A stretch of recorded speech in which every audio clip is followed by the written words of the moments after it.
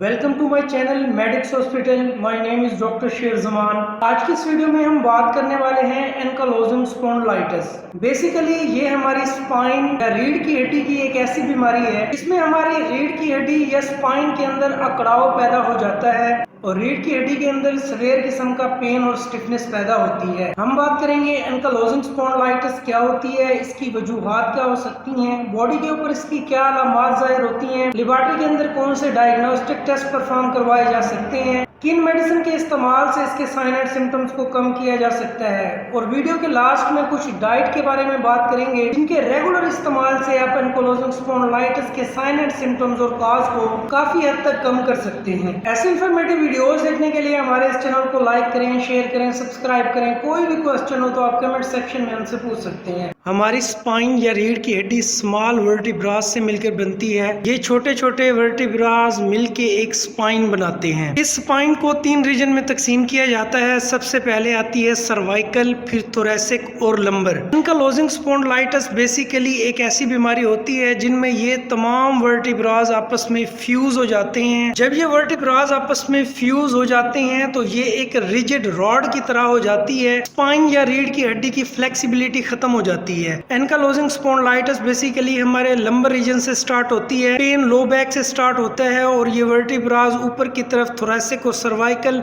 Reason की तरफ बढ़ती है और ये पूरी स्पाइन या रीढ़ की हड्डी को स्टिफ कर देती है। इस कंडीशन को एंकालोजिंग स्पॉन्डिलाइटिस कहा जाता है। जब ये वर्टिब्रास आपस में फ्यूज हो जाते हैं तो पेशेंट की बॉडी आगे की तरफ झुक जाती है जिनको हिंज्ड फॉरवर्ड पोस्चर कहा जाता है। Sign and symptoms of ankylosing spondylitis, हमारी लो बैक, चेस्ट और सर्वाइकल रीजन में शदीद किस्म का दर्द पैदा होता है। सांस लेने में मुश्किल पेश आती है। पेशेंट का पोस्चर चेंज हो जाता है। पेशेंट की बॉडी आगे की तरफ झुकी हुई नजर आती है। हमारी स्पाइन या रीढ़ की हड्डी मुड़ जाती है। इसके अंदर अकड़ाव, स्टिफनेस पैदा होने की वजह से फ्लेक्सिबिलिटी खत्म हो जाती है और पेशेंट इजीली आगे या पीछे की तरफ झुक नहीं सकता। पेन हमारी लो बैक पेन से स्टार्ट होता है और ये पेन रेडिएट करता है हमारे थोरैसिक और नेक रीजन में। मॉर्निंग स्टिफनेस पैदा होती है। अगर इस कंडीशन को ट्रीट ना किया जाए तो ये पेन हमारे लेफ्ट और राइट बाजू की तरफ भी रेडिएट कर जाता है। जिस्म थका हुआ महसूस होता है और फटीग पैदा होती है। काजेज ऑफ एंकालोजिंग स्पॉन्डिलाइटिस, 90% ये बीमारी जेनेटिक फैक्टर की वजह से माना जाता है। जीन्स वालिदैन से बच्चों में ट्रांसफर होते हैं और एंकालोजिंग स्पॉन्डिलाइटिस होने के चांसेस बढ़ जाते हैं। जब बैक्टीरिया और वायरसेस हमारी बॉडी के अंदर इंटर होते हैं तो ये हमारे इम्यून सिस्टम को वीक कर देते हैं। इम्यून सिस्टम वीक होने की वजह से ये बैक्टीरिया हमारी रीढ़ की हड्डी या स्पाइन के अंदर डिपॉजिट हो जाते हैं। इसकी वजह से ये वहाँ पर इन्फेक्शन कॉज करते हैं।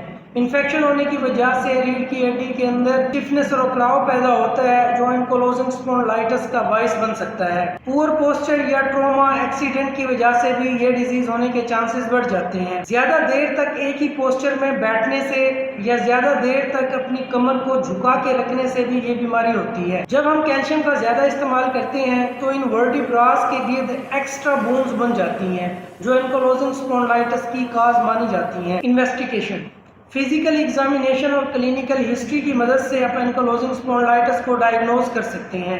इसके अलावा एमआरआई, सीटी स्कैन और एक्सरे की मदद से आप एंकालोजिंग स्पॉन्डिलाइटिस को डायग्नोज कर सकते हैं। सीबीसी और आरए फैक्टर की मदद से आप ब्लड के अंदर इन्फेक्शन को मुहैया कर सकते हैं। Treatment plan, physical therapy treatment एक बेस्ट ट्रीटमेंट ऑप्शन माना जाता है एंकालोजिंग स्पॉन्डिलाइटिस को ट्रीट करने के लिए। बेसिकली फिजियोथेरेपिस्ट 10 CMS का इस्तेमाल करते हैं जो नर्व्स और मसल्स को स्टिमुलेट करते हैं। ये कुछ ऐसी एक्सरसाइज परफॉर्म करवाते हैं जिसकी मदद से आप स्पाइन की फ्लेक्सिबिलिटी को इम्प्रूव कर सकते हैं और मसल्स को स्ट्रॉन्ग बना सकते हैं। पेन, फीवर, इन्फ्लेमेशन को कम करने के लिए एंटीपायरेटिक और एंटी इन्फ्लेमेटरी मेडिसिन का इस्तेमाल किया जाता है। इनके ब्रांड नेम में ब्रोफिन, कालपोर, पैरासीटामोल, न्यूब्रोफोर्ट वगैरह शामिल है। जॉइंट्स के अंदर स्टिफनेस और अकड़ाव को कम करने के लिए प्रोक्सीकैम का इस्तेमाल किया जाता है। ये मेडिसिन दिन में 2 बार इस्तेमाल की जाती हैं। मल्टीविटामिन का इस्तेमाल किया जाता है ताकि बॉडी के अंदर विटामिन्स, मिनरल्स की कमी को पूरा किया जा सके और बोन्स और मसल्स को स्ट्रॉन्ग बनाया जाए। विटामिन बी कम्प्लेक्स का इस्तेमाल किया जाता है। बेसिकली इस कंडीशन के अंदर विटामिन D3 के इंजेक्शन दूध के अंदर मिक्स करके पेशेंट को दिए जाते हैं ताकि बोन्स को स्ट्रॉन्ग किया जा सके।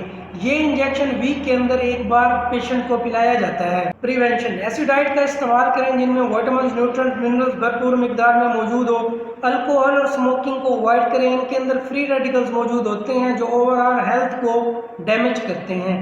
रेगुलर एक्सरसाइज की मदद से आप ब्लड सर्कुलेशन को इम्प्रूव कर सकते हैं। ब्लड सर्कुलेशन इम्प्रूव होने की वजह से आप ओवरऑल बॉडी को हेल्दी रख सकते हैं। स्पाइन की फ्लेक्सिबिलिटी को बढ़ाने के लिए कुछ एक्सरसाइज परफॉर्म की जाती हैं। इनमें SLR और स्ट्रेंथनिंग एक्सरसाइज परफॉर्म करें ताकि हम अपनी स्पाइन की फ्लेक्सिबिलिटी को इम्प्रूव कर सकें।